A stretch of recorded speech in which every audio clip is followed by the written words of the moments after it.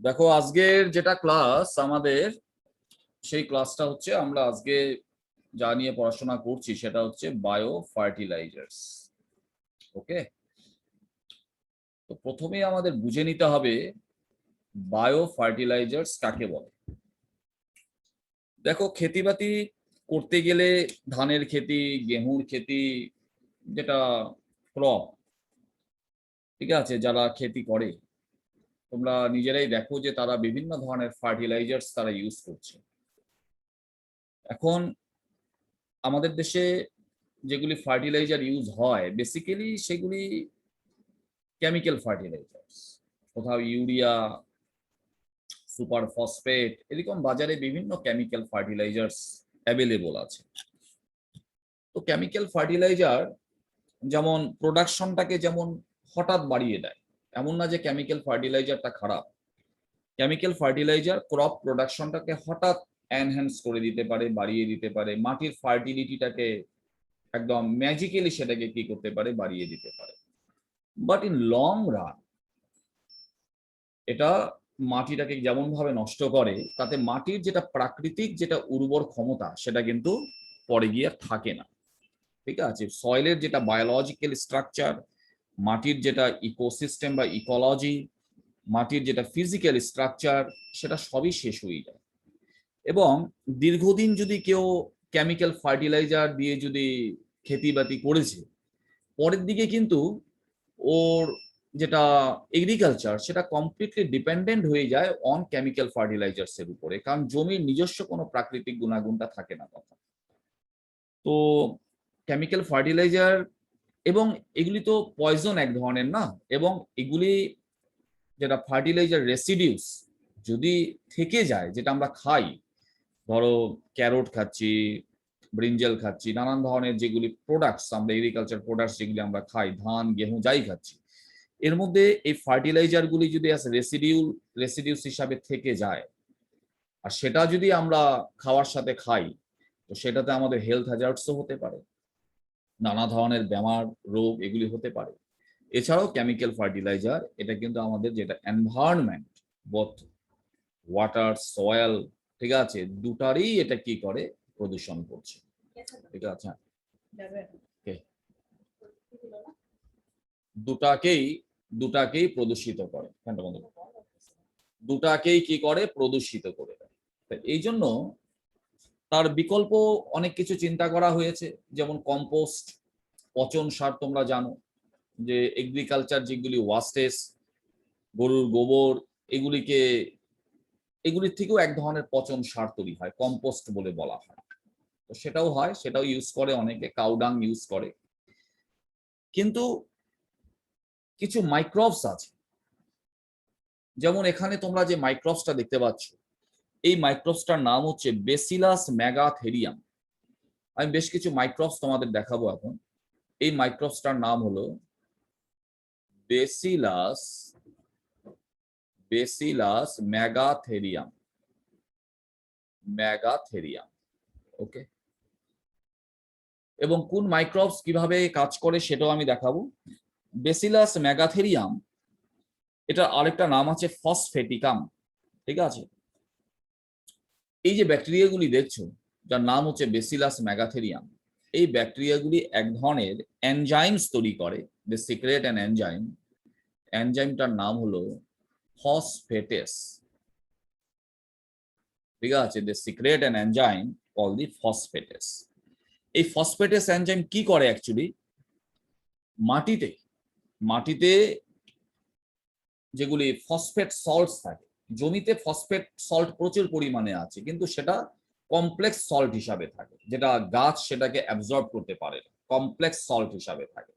কিন্তু এই যেটা বেসিলাস ম্যাগাথেরিয়াম, এই শ্রেণীর যেগুলি ব্যাকটেরিয়া আছে, এরা ফসফেটেস নামের এনজাইম সিক্রেট করে, যেটা মাটিতে জমিতে থাকা যেটা কমপ্লেক্স যেগুলি ফসফেট সল্ট সেগুলিকে সলিবল করে দেয়, ডিজলভ করে দেয়।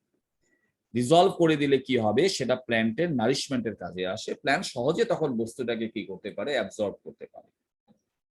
তো দেখো জমিতে এমনি ফসফেট থাকে, শুধু সেটা কমপ্লেক্স ফর্মে থাকে বলে প্ল্যান্ট সেটা পায় না, যার জন্য আমাদেরকে আলাদাভাবে কোনো না কোনো কেমিক্যাল ফর্মে এই ফসফেটটাকে সাপ্লাই দিতে হয় জমিতে, অ্যাড করতে হয় অ্যাজ ফার্টিলাইজার হিসাবে।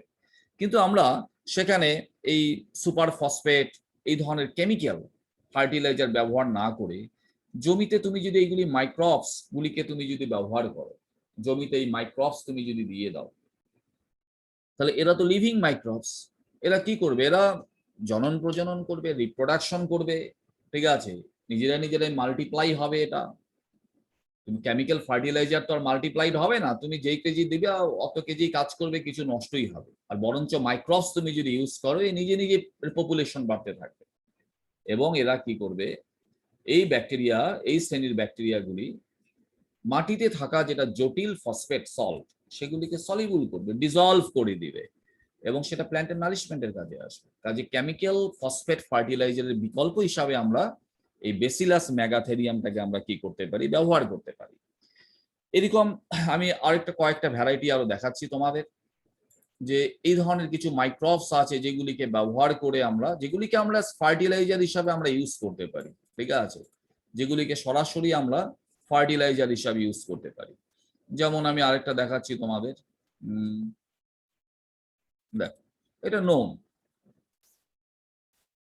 এই যে যেমন বাজারে রাসায়নিক সার কিনতে পাওয়া যায়, বাজারে যেমন আমরা রাসায়নিক সার কিনি, ঠিক আছে, ইউরিয়া, সুপার ফসফেট এগুলি কিনি, ওরকম বাজারে কিন্তু এরকম সারও বিক্রি হয়, ঠিক আছে, এই নামেরও সার বিক্রি হয়, এটা ফার্টিলাইজার। কি লেখা আছে এখানে? রাইজোবিয়াম। অর্থাৎ এর ভিতরে আছে কি? এর ভিতরে আছে রাইজোবিয়াম ব্যাকটেরিয়া আছে, লিভিং ব্যাকটেরিয়া। এই প্যাকেট খুললে প্যাকেটের ভিতর থেকে যে বস্তুটা বের হবে ওর মধ্যে লিভিং মাইক্রোবস আছে, রাইজোবিয়াম ব্যাকটেরিয়া আছে। আর তোমরা জানো যে এই রাইজোবিয়াম ব্যাকটেরিয়া যদি জমিতে থাকে, তাহলে বিশেষ করে তোমার জমিতে যদি রাইজোবিয়াম শ্রেণীর যদি ব্যাকটেরিয়া পাওয়া যায়, ওকে, তাহলে তোমাদের জানা আছে যে রাইজোবিয়াম ব্যাকটেরিয়া এক প্রকার কিন্তু নাইট্রোজেন ফিক্সিং ব্যাকটেরিয়া। এই কথাটা মনে রাখবে, এগুলি নাইট্রোজেন ফিক্সিং ব্যাকটেরিয়া, ঠিক আছে। অল্প আগে তোমাদেরকে যেটা আমি প্যাকেট দেখালাম, ওর ভিতর রাইজোবিয়াম ব্যাকটেরিয়া আছে। তুমি সেই ব্যাকটেরিয়া যদি তুমি জমিতে যদি দাও, তাহলে ব্যাকটেরিয়া তো লিভিং মাইক্রোবস, এরা তো মাল্টিপ্লিকেশন হবে, এরা সংখ্যায় বেড়ে যাবে, এবং এই ব্যাকটেরিয়াগুলি নেচারালি তারা নাইট্রোজেন ফিক্সিং শ্রেণীর ব্যাকটেরিয়া হয়। এই ব্যাকটেরিয়াগুলির মধ্যে একটা এনজাইম পাওয়া যায়, এনজাইমটার নাম হলো নাইট্রোজিনেস, যেটার দ্বারা এই ব্যাকটেরিয়াগুলি কি করে?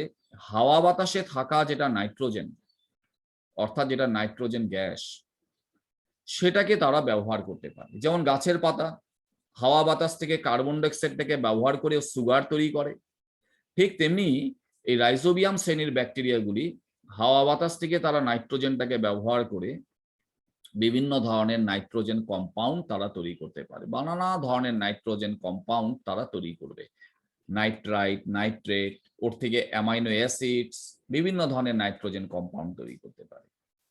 এখন মজার ব্যাপারটা হচ্ছে, জমিতে যদি এই রাইজোবিয়াম ব্যাকটেরিয়া থাকে, এই রাইজোবিয়াম ব্যাকটেরিয়া কিছু এরকম প্ল্যান্টস আছে, ক্রপ প্ল্যান্টস আছে, বিশেষ করে যেগুলি পালসেস, লিগুম জাতীয় যেগুলি গাছ, যেমন মা জাতীয় যেগুলি গাছ, সয়াবিন হতে পারে, বিভিন্ন ধরনের যেগুলি আমরা যে ডাল খাচ্ছি না, মসুর ডাল, মুগ ডাল, অড়হর ডাল, এরকম বুট, এই সমস্ত গাছের কি হয়, যদি জমিতে রাইজোবিয়াম ব্যাকটেরিয়া থাকে, তাহলে এই ব্যাকটেরিয়া এই সমস্ত গাছের শিপার মধ্যে জায়গা করে নেয়। দেখো, যেখানে রাইজোবিয়াম ব্যাকটেরিয়া শিপার মধ্যে জায়গা করে নেয়, শিপার ওই জায়গাটা মডিফাইড হয়ে যায়, তার মডিফিকেশন হয়ে যায়, সেটা একটা গোল গুটিতে পরিণত হয়। জায়গায় যে গুটি দেখছো, যে গুটি হয়ে গেছে শিপাটা, কারণ এখানে রাইজোবিয়াম ব্যাকটেরিয়া আছে ভিতরে, ওকে। এবং রুটের এই মডিফিকেশন গুলিকে বলা হয় রুট নডিউল বলে বলা হয়, যার ভিতরে রাইজোবিয়াম ব্যাকটেরিয়া থাকে, ওকে। আরেকটা কথা তোমরা মনে রাখবে, এই যেটা নাইট্রোজেন ফিক্সিং ব্যাকটেরিয়া রাইজোবিয়াম, এর মধ্যে এই যেটা এনজাইম কাজ করে, যেটার দ্বারা ব্যাকটেরিয়াগুলি হাওয়া বাতাস থেকে নাইট্রোজেনটাকে ব্যবহার করে নাইট্রোজেন কম্পাউন্ড তৈরি করতে পারে, এই এনজাইমটা কিন্তু অক্সিজেন বিহীন পরিবেশেই কাজ করতে পারে। এই এনজাইমটা একটা অ্যানারোবিক এনজাইম। অক্সিজেন থাকা পরিবেশে এনজাইমটা ইনঅ্যাক্টিভ হয়ে যায়। তাহলে এই ব্যাকটেরিয়াগুলি কি করে, যখন রুটের মধ্যে এরকম রুট নডিউল ফর্মেশন করে, তখন এই যেটা প্ল্যান্ট, এই প্ল্যান্ট একটা পিঙ্ক কালারের একটা রস তৈরি করে, আর সেই রসটার নাম হলো লেক হিমোগ্লোবিন। লেক হিমোগ্লোবিন তৈরি করে। লেক হিমোগ্লোবিন একটা পিঙ্ক কালারের একটা ফ্লুইড, যেটা এর ভিতরে তুমি পাবে। একটা পিঙ্ক কালারের একটা ফ্লুইড তৈরি করে, যেটা তুমি এর ভিতরে পাবে। এই রুট নডিউলস গুলির ভিতরে একটা পিঙ্ক কালারের ফ্লুইড থাকে, which is known as leg hemoglobin. এটা অক্সিজেন স্ক্যাভেঞ্জার্স। এ কি করে, যেমন আমাদের ব্লাডের মধ্যে হিমোগ্লোবিন আছে, হিমোগ্লোবিন হচ্ছে অক্সিজেনটাকে কি করে, ক্যাচ করে, ঠিক আছে? ওরকম ভাবে লেগ হিমোগ্লোবিনও এই নর্মাল আমাদের ব্লাড হিমোগ্লোবিনের মতনই কাজ করে। এ কি করে, রুটের ভিতরে থাকা যেটা অক্সিজেন, ফ্রি অক্সিজেন, সেটাকে কি করে, সেটাকে অ্যাবজর্ব করে নেয়,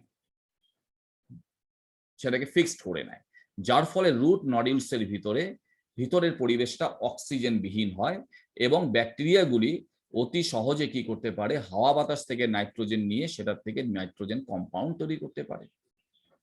তো এবার তুমি যদি সয়াবিন, অড়হর ডাল, মসুর, মুগ, বুট, এই সমস্ত ডালের যদি খেতি করো, তাহলে জমিতে তোমাকে নাইট্রোজেন ফার্টিলাইজার দিতে লাগবে, তুমি ইউরিয়া দিবে। আজকে যদি 50 কেজি ইউরিয়া দিতে হয়, তার সাথে তুমি যদি রাইজোবিয়াম ব্যাকটেরিয়া যদি মিক্স করে দাও, তোমার যেটা কেমিক্যাল ফার্টিলাইজারের যেটা লোড, সেটা কমে যাবে। তখন দেখা যাবে হয়তো 20 কেজি ইউরিয়াতেই তোমার কাজ হচ্ছে। বাকি যেটা নাইট্রোজেনের সাপ্লাইয়ের ব্যাপার ছিল, সেটা ব্যাকটেরিয়া নিজেই তোমার গাছকে নাইট্রোজেন সাপ্লাই দিচ্ছে। তো কিছু কিছু খেতিবাতি করার সময় আমরা নাইট্রোজেন ফার্টিলাইজারের যেটা বিকল্প হিসাবে আমরা, অর্থাৎ ইউরিয়ার বিকল্প হিসাবে কোথাও কোথাও আমরা এই রাইজোবিয়াম শ্রেণীর ব্যাকটেরিয়াটাকেও আমরা কি করতে পারি, ব্যবহার করতে পারি। এটা একটা ন্যাচারাল একটা নাইট্রোজেন ফিক্সিং ব্যাকটেরিয়া, এমনিও জমিতে থাকে, ঠিক আছে, কিন্তু ডিউ টু হেভি কেমিক্যালাইজেশন এর জন্য কি হয়েছে, জমির থেকে এই মাইক্রোবস গুলি, বেনিফিশিয়াল যেগুলি মাইক্রোবস, ইউজফুল যেগুলি মাইক্রোবস, সেটার কিন্তু পপুলেশন বহুত কমে গেছে। তো এটাও একটা এক ধরনের কি বায়ো ফার্টিলাইজার। তো বায়ো ফার্টিলাইজার কোনগুলি, আমি দুটার এক্সাম্পল তোমাদেরকে দেখালাম, যে বায়ো ফার্টিলাইজার অ্যাকচুয়ালি এগুলি এমন কিছু লিভিং মাইক্রোবস হয়, কিছু ব্যাকটেরিয়া আছে, কিছু ফাঙ্গাস আছে। আমি একটা ফাঙ্গাস তোমাদেরকে দেখাচ্ছি, যেমন দেখো এটা, সবই জানতে পারবে। বললাম না অল্প আগে, যেমন বললাম যে বাজারে যেমন সার, রাসায়নিক সারের যেমন বস্তা বা প্যাকেট বিক্রি হয়, ওরকম এগুলোও এক ধরনের সার। এখানে তুমি যেটা দেখছো, এটার নাম কি লেখা আছে, মাইকোরহাইজা। ওকে, ভিতরে কি আছে, প্যাকেটটার ভিতরে কি আছে, প্যাকেটটার ভিতরে ভেকুর ফাঙ্গাস আছে। যেমন আমরা কেক বানাতে গেলে বেকিং পাউডার ইউজ করি, ওর মধ্যে ইস্ট আছে, নাম হচ্ছে বেকিং পাউডার, ওর মধ্যে ইস্ট থাকে, যেটা দিয়ে তুমি লিভিনিং এজেন্ট, যেটা দিয়ে তুমি পাউরুটি, ব্রেড, কেক তুমি বানাচ্ছ বাড়িতে। ওরকম করে প্যাকেটটা ফাটালে পরে প্যাকেটের ভিতর থেকে তুমি যেটা বস্তু পাবে, সেগুলো ফাঙ্গাল স্পোর্স। বিভিন্ন শ্রেণীর ফাঙ্গাস আছে, গ্লোমাস আছে, ঠিক আছে, নানান শ্রেণীর কি আছে, ফাঙ্গাস থাকে, সেটাও দেখবে তোমরা আজকের ক্লাসে। তো ভিতরে ফাঙ্গাল স্পোর্স আছে। তো এই ফাঙ্গাস কি করে, বিশেষ করে ফাঙ্গাস, কিছু কিছু শ্রেণীর ফাঙ্গাস আছে যেগুলিকে আমরা মাইকোরহাইজাল ফাঙ্গাস বলি। হ্যাঁ, মাইকোরহাইজাল ফাঙ্গাস। আচ্ছা, তার আগে এটা দেখে নাও যে রাইজোবিয়াম ব্যাকটেরিয়া কি করে রুট নডিউলস ফর্মেশন করছে। এই অল্প আগে যে তোমাদেরকে বললাম রাইজোবিয়াম ব্যাকটেরিয়ার কথা, এই যে এইগুলি সব রুট নডিউলস, এগুলির ভিতরে রাইজোবিয়াম ব্যাকটেরিয়া আছে। হ্যাঁ, রাইজোবিয়াম ব্যাকটেরিয়া এই যে রুটটাকে যে ইনফেকশন করেছে, এতে কিন্তু গাছের কোনো ক্ষতি হচ্ছে না, এই গাছটা বেনিফিটেড হচ্ছে ফ্রম দিস ব্যাকটেরিয়াল ইনফেকশন, কারণ ও ফ্রিতে নাইট্রোজেন পাচ্ছে। কারণ এর ভিতরে ব্যাকটেরিয়া আছে, ও যেটা নাইট্রোজেন কম্পাউন্ড তৈরি করবে, সেটাকে যখন ওই এক্সক্রিট করবে ইন ডিফাইন্ড কেমিক্যাল ফর্ম, সেটার থেকে প্ল্যান্ট নারিশড হচ্ছে, তো বেনিফিটেড হচ্ছে। সিমিলারলি রাইজোবিয়াম ব্যাকটেরিয়া এর ভিতরে জায়গা করে নিয়েছে, একটা শেল্টার পেয়েছে, একটা মাইক্রো ইকোসিস্টেম পেয়েছে, অ্যানারোবিক এনভায়রনমেন্টটা গাছ ওকে তৈরি করে দেয় by secreting the leg haemoglobin. তো একটা মিউচুয়াল বেনিফিটস হচ্ছে, যেখানে দুজন পার্টনারেই এই অ্যাসোসিয়েশন থেকে বেনিফিটেড হয়। আর এ ধরনের মিউচুয়াল অ্যাসোসিয়েশন যেখানে দুজনেরই কিছু বেনিফিট হচ্ছে, সেই অ্যাসোসিয়েশনকে বলা হয় সিম্বায়োসিস। সিম্বায়োসিস, তো এটা একটা সিম্বায়োটিক ব্যাকটেরিয়া, আমি দেখিয়ে দিলাম এটা। আচ্ছা, এবার যেটা নিয়ে আমি আলোচনা করছিলাম সেটা হচ্ছে ফাঙ্গাস নিয়ে। দেখো, তো এরকম কিছু ফাঙ্গাস আছে যেগুলি ফাঙ্গাসকে বলা হয় মাইকোরহাইজাল ফাঙ্গাস। এক্সাম্পল গুলি জানবে, বলবো আমি কেন। কারণ এই ফাঙ্গাসগুলি অ্যাকচুয়ালি কি করে, যেমন অল্প আগেই তোমরা দেখলে যে rhizobium bacteria can infect root of some leguminous plant. তবে এটা সিম্বায়োটিক ইনফেকশন, কিন্তু এতে প্ল্যান্টের কোনো ক্ষতি হবে না, ও লাভই হবে। ঠিক তেমনি এখানে তুমি যেটা দেখছো, এখানে যে স্ট্রাকচারটা তুমি দেখতে পাচ্ছ, এগুলি সব রুট। ওকে, এগুলি সব রুট, এই যে দেখছো এগুলি রুট, গাছের রুট। কিন্তু দেখো রুটের উপরে ফাঙ্গাস পড়ে গেছে, ছাতা পড়ে গেছে রুটের উপরে, ঠিক আছে, উপরে ফাঙ্গাস পড়ে গেছে। কিন্তু এই যেটা ফাঙ্গাল ইনফেকশন যেটা হয়েছে, এর থেকে কিন্তু গাছটার কোনো ক্ষতি হবে না। ওই রাইজোবিয়াম ব্যাকটেরিয়ার থেকে যেমন লিগুমিনাস প্ল্যান্টের বেনিফিট হয়, এখানেও বেনিফিট হয়। এই যে রুটের মধ্যে যে ফাঙ্গাস ইনফেকশন করেছে, এই ইনফেকশন থেকে প্ল্যান্ট কি পাবে, কি বেনিফিট পাবে? নাম্বার ওয়ান, এই ফাঙ্গাস প্ল্যান্টের জন্য বিভিন্ন ধরনের গ্রোথ হরমোন তৈরি করে, গ্রোথ প্রমোটিং হরমোন। ওকে, যার ফলে কি হয়, প্ল্যান্টের গ্রোথটা বুস্ট আপ হয়। সেকেন্ড হচ্ছে, এই সমস্ত ফাঙ্গাস বিভিন্ন অ্যান্টি মাইক্রোবিয়াল সাবস্টেন্স তৈরি করে, যার ফলে গাছের যেটা রুট, এর মধ্যে নিমাটোড অ্যাটাক, অন্যান্য যেগুলি প্যারাসাইটিক অ্যাটাক, তার থেকে রুটটা কি পায়, রেহাই পায়।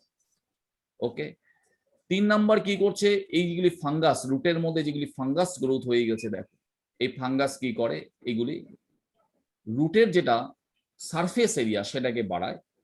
ফাঙ্গাস বিভিন্ন ধরনের এনজাইমস তৈরি করে, যেগুলি মাটির মধ্যে থাকা যেগুলি কমপ্লেক্স সল্ট সেগুলোকে ডিজলভ করে, বেসিক্যালি দ্য ফসফেট সল্ট, যার ফলে প্ল্যান্টের কি হয়, ইজি হয় বিভিন্ন ধরনের মিনারেল নিউট্রিয়েন্টস অ্যাবজর্পশন করার জন্য। তো এত কিছু benefited by plants by the infections of this mycorrhizal fungus. Okay, আর বেনিফিটে কি পাচ্ছে, রিটার্নে কি পাচ্ছে, রিটার্নে এই সমস্ত ফাঙ্গাস কি লাভ করে, এই মাইক্রোরাইজাল ফাঙ্গাসগুলি এরা রুটের মধ্যে শেল্টার করে নিচ্ছে। প্ল্যান্ট যেটা ফুড ম্যানুফ্যাকচার করে সেটার উপরে এই ফাঙ্গাসগুলি সার্ভাইভ করে, কাজে প্ল্যান্ট এদেরকে খাওয়া দিচ্ছে, বিনিময়ে ফাঙ্গাস প্ল্যান্টকে গ্রোথে হেল্প করছে, বিভিন্ন ইনফেকশনস থেকে প্রোটেকশন দিচ্ছে, বিভিন্ন মিনারেল নিউট্রিয়েন্টস অ্যাবজর্পশনে হেল্প করছে। কাজে এরকম বহু ক্রপস আছে যেগুলির রুটের মধ্যে এরকম মাইক্রোরাইজাল ফাঙ্গাস ডেভেলপ হতে পারে। তো এই ধরনের ক্রপস যখন আমরা মানে খেতি করি, তখন সেখানে যদি জমিতে, তার আগে জমিটাকে তো প্রিপেয়ার করতে হবে, তার আগে জমিতে যদি আমরা অল্প এই ধরনের যদি মাইক্রোরাইজাল ফাঙ্গাল স্পোর্টস যদি আমরা অল্প স্প্রে করে দেই বা ছিটিয়ে দেই, তাহলে তার থেকে কিন্তু তোমার প্রোডাকশনটা ভালো হবে, জমিটাও ভালো থাকবে, তোমার প্ল্যান্টের গ্রোথও ভালো হবে। ঠিক আছে, তো এটা ফাঙ্গাস। এরকম বিভিন্ন ধরনের এরকম মাইক্রোবস আছে, কোনোটা হয়তো ব্যাকটেরিয়া, ঠিক আছে, যেমন এটাও এক ধরনের বায়ো ফার্টিলাইজার অ্যাজোস্পাইরিলাম, আমি দেখাবো অল্প পরে, দেখবে এগুলো ডিটেলস জানবে তোমরা। এটাও এক ধরনের বায়ো ফার্টিলাইজার্স কল দি অ্যাজোটোব্যাক্টার। ঠিক আছে, এরকম বিভিন্ন ধরনের মাইক্রোবস আছে। ঠিক আছে, এটা এক ধরনের আছে ক্রোমাটিয়াম। ঠিক আছে, এগুলাও এক ধরনের বায়ো ফার্টিলাইজার্স। ইভেন এটাও এক ধরনের বায়ো ফার্টিলাইজার। দেখো এটাকে দেখে নাও, এটা কিসের ক্ষেতি দেখছো তোমরা, ধানের ক্ষেতি। ওকে, সাধারণত প্যাডি ফিল্ডস। ধানের ক্ষেতিতে আমাদের দেশে গাঁও অঞ্চলে যখন তুমি যাবে, ধানের ক্ষেতিতে তুমি দেখবে, এতে এখন তো বর্ষার সময়, এই যখন ধান লাগাবে, এখন তো পাট উঠে গেল, এখন আস্তে ধীরে করে ধান লাগানো শুরু করবে। এই ধানের খেতিতে দেখবে এরকম, এগুলো তো ধান গাছ, আর এখানে এরকম জলের মধ্যে এরকম গাছ হয় কিছু, একদম ভরে যায়, ঠিক আছে, এরকম গাছ হয়। এই যে ধানের সাথে যে গাছগুলি হচ্ছে না, এই যে গাছগুলি হচ্ছে, এই গাছগুলির নাম আছে, এই গাছগুলির নাম হচ্ছে এজোলা, এজোলা পিন্নাটা। ওকে, এজোলা পিন্নাটা বলে বলা হয়। এগুলি এক ধরনের অ্যাকুয়েটিক টেরিডোফাইট, এক ধরনের পানির জন্মোয়া ঢেকিয়া গাছ, অ্যাকুয়েটিক টেরিডোফাইট হয় এগুলি। এটা একটা ভালো বায়োফার্টিলাইজার হিসাবে আমরা ইউজ করতে পারি। কেন, তার কারণটা আমি বলে দিচ্ছি। দেখো, এই যে গাছগুলি আছে, এই গাছগুলি যে এরকম দেখবে তোমাদের গাঁয়ে অঞ্চলে দেখবে এরকম পুকুরের পানিতে এরকম হয়ে থাকে অ্যাজোলা পিন্নাটা। ওকে, এই গাছগুলির যে পাতাগুলি আছে না, যে লিভস গুলি আছে, লিভস গুলি অল্পটুক বেলুনের মতো, ভিতরে হাওয়া আছে, হাওয়া ঢুকে থাকে। এদের মধ্যে অ্যারেনকাইমা আছে। তোমরা জানো যে প্যারেনকাইমার অনেক টাইপ আছে, তার মধ্যে অ্যারেনকাইমা হচ্ছে একটা টাইপ। এটা এমন একটা প্যারেনকাইমা টিস্যু যার মধ্যে যথেষ্ট এয়ার স্পেস থাকে। It helps aquatic plant in floating, গাছগুলিকে পানিতে ভেসে থাকতে সহায় করে। তো এই পাতাগুলির ভিতরে এয়ার ক্যাভিটিস আছে, প্রত্যেকটা পাতার ভিতরে এয়ার ক্যাভিটিস আছে। আর সেই এয়ার ক্যাভিটির ভিতরে এক ধরনের, যেমন অল্প আগে দেখলে তোমরা যে লিগুমিনাস যেগুলি প্ল্যান্ট, তার শিপার ভিতরে যেমন ব্যাকটেরিয়া বাস করে, রাইজোবিয়াম ব্যাকটেরিয়া, ওরকম এই গাছগুলির নাম হচ্ছে অ্যাজোলা পিন্নাটা। আর এর পাতার ভিতরে যেগুলি ক্যাভিটিস আছে, সেই ক্যাভিটির ভিতরে এক বিশেষ ধরনের নাইট্রোজেন ফিক্সিং সায়ানোব্যাকটেরিয়া বাস করে। এটাও সিম্বায়োটিক। এর থেকে এই যে এই গাছের পাতাগুলি যে আছে তার ভিতর যে সায়ানোব্যাকটেরিয়া তুমি পাওয়া, এই সায়ানোব্যাকটেরিয়াল ইনফেকশন থেকে প্ল্যান্টের কোনো ক্ষতি হচ্ছে না, বরঞ্চ প্ল্যান্টগুলি বেনিফিটেডই হয়। কারণ এগুলাও রাইজোবিয়াম ব্যাকটেরিয়ার মতনই নাইট্রোজেন ফিক্সিং। এরাও হাওয়া বাতাস থেকে নাইট্রোজেন নিয়ে বিভিন্ন নাইট্রোজেন কম্পাউন্ড তৈরি করতে পারে, যার থেকে এই প্ল্যান্টগুলিও নারিশড হয়। এবার দেখো, এই যেটা, এবার দেখে নাও, এই যেটা এখানে, এখানে যেটা তোমার তোমার সায়ানোব্যাকটেরিয়া যেগুলি আছে, এগুলার নামটা আমি লিখিয়ে দিচ্ছি আগে। এইগুলার নাম হচ্ছে অ্যানাবিনা, নামটা আগে জেনে নেবে। অ্যানাবিনা, অ্যানাবিনা অ্যাজোলি, অ্যানাবিনা অ্যাজোলি বলে বলা হয়। এক মিনিট দাঁড়াও, ফোন আসছে একটা। এটাকে বলা হবে